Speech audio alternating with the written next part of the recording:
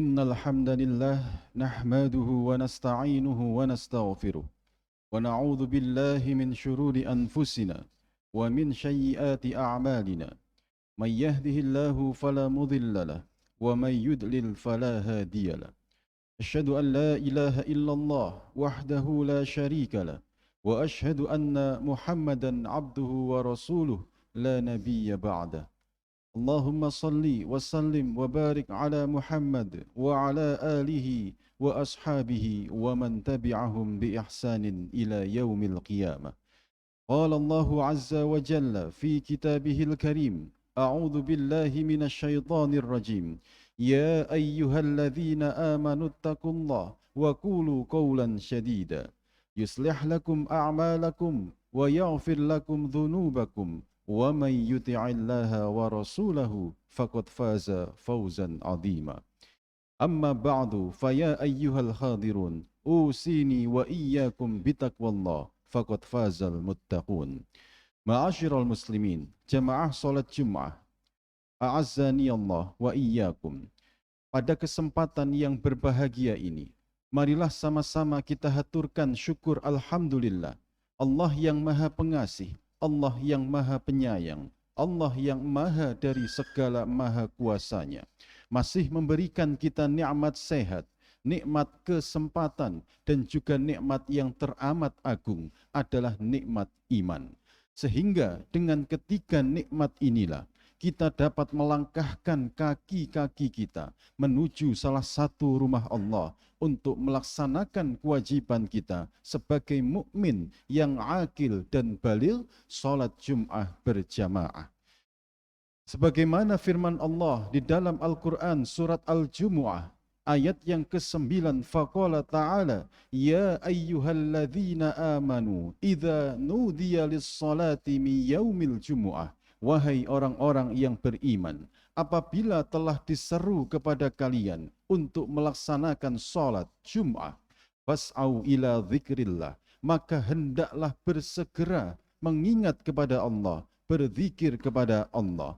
Wadharul bai', dan kalian tinggalkan jual beli. Kita tinggalkan sejenak profesi pekerjaan kita. Kita tanggalkan sejenak pangkat jabatan kita untuk sama-sama duduk bersimpuh, mendengarkan khutbah, melaksanakan sholat Jum'ah berjamaah. Dzalikum khairul lakum in kuntum ta'lamun. Yang demikian itu lebih utama nilainya di sisi Allah manakala kalian mengetahuinya. Khatib tak lupa juga mengingatkan kepada dirinya dan kepada hadirin yang dimuliakan Allah Azza wa Jalla agar sama-sama mempertahankan kualitas takwa kita, lebih-lebih meningkatkan kualitas takwa dan iman kita kepada Allah Azza wa Jalla. Sebab dalam akidah Ahlus Sunnah yang namanya iman itu sifatnya fluktuatif. Iman terkadang berada pada level yang tinggi, terkadang juga kita sebagai mukmin menempati posisi mukmin dengan level iman yang rendah. Para ulama menyatakan al-iman yazdadu wa yanqus. Iman itu dapat bertambah juga dapat berkurang. Yazidu bit ta'ah, bertambah karena ketaatan kita kepada Allah Azza wa Jalla, wa yanqusu bil ma'siyah, dan berkurang lantaran maksiat yang kita lakukan. Maka momentum hari Jum'ah inilah yang merupakan sayyidul ayyam, hari yang utama di sisi Allah Azza wa Jalla. Marilah kita gunakan pelecut semangat kita dalam beribadah kepada Allah Ta'ala. Salah satu ibadah yang patut untuk senantiasa kita pertahankan kualitasnya, kita pertahankan kedudukannya di sisi Allah Azza wa Jalla adalah salat 5 waktu kita. Salat adalah ibadah yang tergolong berat di sisi Allah. Disebutkan di dalam surat Al-Baqarah ayat 45, wa innaha lakabiratan illa 'alal khashiin. Sesungguhnya salat adalah perkara yang besar, perkara yang berat kecuali bagi orang-orang yang khusyuk. Allah juga mengisyaratkan di dalam ayat yang lain. Surat An-Nisa ayat 103, faqala ta'ala innas salata kanat 'alal mu'minin kitaban mauquta. Sesungguhnya salat bagi orang-orang yang beriman ditentukan waktunya. Isyarat apa yang ada dalam ayat ini? Allah menggunakan bentuk lafadz kitaban. Maka berkata Imam Ibnul Jauzi, kalau ada syariat yang dimulai dengan kata kutiba atau dalam bentuk isimnya kitaban, maka syariat itu tergolong syariat yang berat. Butuh niat yang sungguh-sungguh, butuh perjuangan yang luar biasa, seberat dengan balasan yang Allah berikan kepada hamba tersebut. Sebagaimana puasa, Allah menggunakan bentuk kata kutiba alaikumusiyam, menunjukkan puasa adalah ibadah yang berat, seberat balasan yang Allah berikan. Apa itu? Dalam hadis qudsi Allah menyatakan asyamuli, puasa itu adalah untukku semata. Wa ana ajzibih, akulah yang akan membalas pahala orang yang berpuasa itu. Yang kedua, kullu amal ibni Adam yudha'af asyra amthaliha hatta sab'umiyya di'afin. Allah akan lipat gandakan pahala kebaikan bagi orang yang berpuasa itu 10 sampai 700 kali lipatnya. Yang ketiga, ia akan diberikan oleh Allah farha, kebahagiaan, inda liqa'i rabbih, saat kelak bertemu dengan Tuhannya. Maka dalam aqidah Ahlus Sunnah yang dinamakan melihat kepada Tuhannya, memandang kepada wujud Allah Azza wa Jalla kelak di yaumil akhirah adalah kenikmatan yang luar biasa. Dan yang terakhir, Allah berikan apa? Pintu khusus, penghormatan kepada mereka, pintu Ar-Rayyan. Ini sebanding dengan pengorbanan orang yang berpuasa. Pun demikian dengan sholat. Ada konsekuensi yang besar manakala kita mengerjakan ibadah yang satu ini dengan sungguh-sungguh, dengan kualitas yang baik. Dan ada juga konsekuensi buruk yang kita peroleh manakala kita meninggalkannya. Ma'asyiral muslimin, a'azzani Allah wa iyyakum. Apa konsekuensi buruk bagi orang yang bermalas-malasan? Bagi orang yang bahkan meninggalkan sholat 5 waktu ini, Nabi SAW menyatakan al-ahdu bainana wa bainahumus sholat. Perjanjian antara aku, pembeda antara kami dengan mereka orang-orang kafir itu adalah sholatnya. Waman tarokaha, siapa yang meninggalkan sholat ini, faqad kafaro, dia telah terjatuh dalam kekufuran. Yang kedua, bagi kita yang bermalas-malasan, tidak sungguh-sungguh dalam mengerjakan ibadah ini, maka ia terjatuh pada kemunafikan atau kefasikan. Di dalam Al-Quran, Allah menyatakan orang-orang munafik itu idza qamu ilas sholati qamu kusala.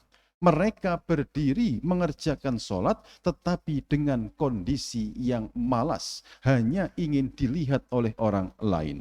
Maka kalau kita tidak ingin dikategorikan sebagai orang-orang yang kufur, tidak ingin dikatakan orang-orang munafik lagi fasik, kita jaga kualitas sholat 5 waktu kita. Yang kedua, orang yang menjalankan sholat dengan sungguh-sungguh, menjaga kualitas ibadahnya, maka Allah akan berikan balasan di dunia apa? Yang pertama, Allah akan hindarkan hamba tersebut dari perilaku maksiat.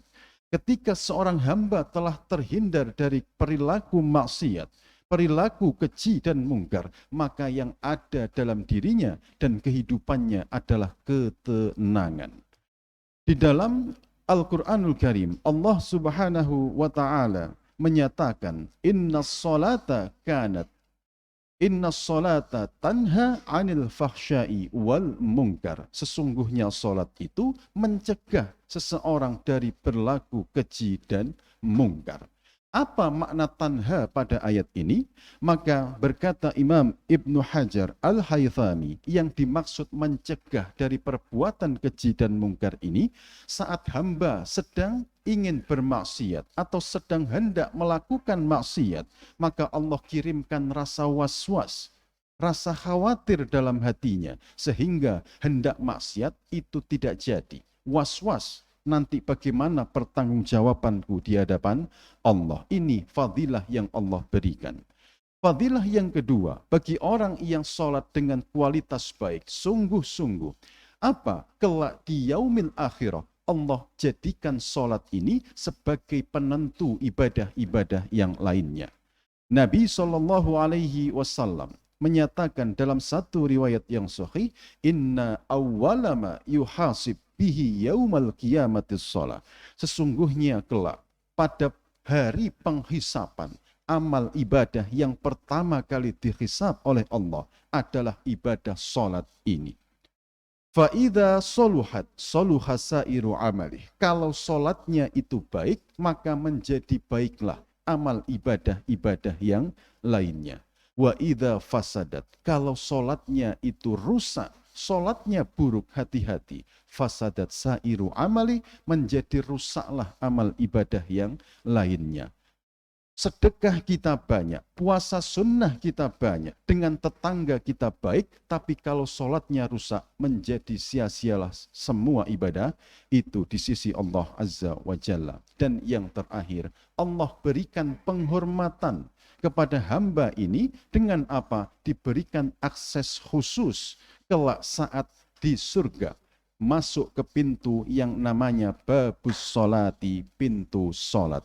Semoga kita termasuk dari hamba-hamba Allah yang dapat menjaga kualitas sholat kita, yang termasuk dari hamba-hamba Allah yang kelak memperoleh fadilah-fadilah dari Allah Azza wa Jalla.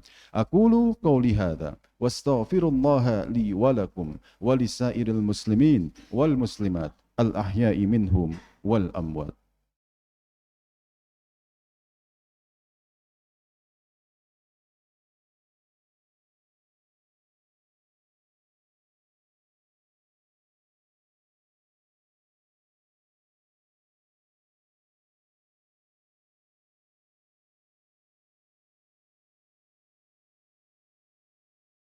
Alhamdulillahi wa kafa bi ni'matihi tatimmus salihat. Wassalatu wassalamu ala ashrafil mustafa Muhammad ibn Abdullah khatamil anbiya'i wal mursalin wa ala alihi wa sahbihi ajma'in, amma ba'du. Ma'asyiral muslimin, jamaah salat Jum'ah Masjid Al-Ikhlas a'azzani Allah wa iyyakum. Pada kesempatan khutbah yang kedua ini, khatib tak lupa kembali mengingatkan kepada dirinya dan kepada hadirin yang dimuliakan Allah untuk meningkatkan kualitas ibadahnya di sisi Allah. Salah satu ibadah yang patut kita pertahankan kualitasnya, kita tingkatkan kualitasnya adalah ibadah salat. Ibadah yang berat, yang membutuhkan niat yang sungguh-sungguh. Saking beratnya, hadirin yang dimuliakan Allah, sampai-sampai Nabi Musa alaihi salam ini memberikan saran kepada baginda Nabi sallallahu alaihi wasallam saat peristiwa Mi'raj, saat Nabi menghadap kepada Allah Ta'ala. Disebutkan oleh Imam Bukhari di dalam Kitabus Shalah. Imam Muslim meriwayatkan dalam Kitabul Iman, apa? Allah memberikan beban syariat salat ini mulanya 50 kali dalam satu hari. Tetapi kemudian Nabi memohon rukhsah, keringanan kepada Allah atas saran Nabi Musa alaihi salam. Allah pun berikan rukhsah kepada kita umat Nabi Muhammad menjadi 5 kali saja dalam satu hari, dan ini pun masih dipandang berat oleh Nabi Musa alaihi salam. Tetapi berkat kesungguh-sungguhan kita, berkat niat yang ikhlas dari kita semua, fa insyaallah Allah berikan kemudahan bagi kita semua. Yang terakhir, sebagai motivasi kita semua, marilah kita melihat, mengambil pelajaran dari kisah Abdullah ibnu Ummi Maktum, sahabat Nabi sallallahu alaihi wasallam yang maaf buta matanya, kemudian fisiknya tua, dan juga rumahnya jauh dari masjid Nabi Sallallahu Alaihi Wasallam. Abdullah meminta izin kepada baginda Nabi, wahai Nabi, aku ini buta, fisikku sudah tua, ditambah rumahku yang jauh dari masjid. Maka izinkan aku, wahai Nabi, untuk tidak hadir sholat berjamaah dengan engkau. Maka Nabi bertanya kepada Abdullah, ya Abdullah, atas ma'ul adhan, apakah engkau masih mendengar suara adhan?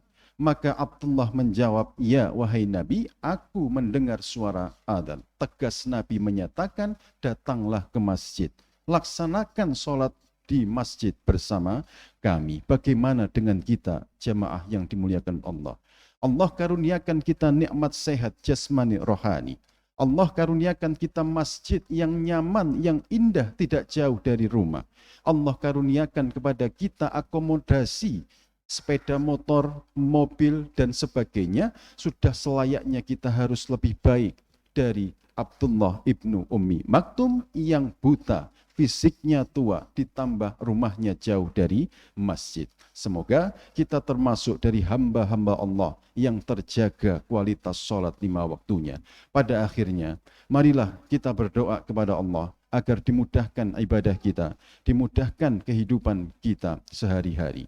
A'udzu billahi minasyaitonir rajim. Bismillahirrahmanirrahim. Innallaha wa malaikatahu yusalluna 'alan nabi. Ya ayyuhalladzina amanu sallu 'alaihi wa sallimu taslima. Allahumma salli wa sallim wa barik ala Muhammad wa ala alihi wa ashabihi ajma'in. Nastaghfiruka ya Allah. Ya Rabbana lakal hamdu kama yanbaghi li jalali wajhikal karim wa 'azimi sultanik.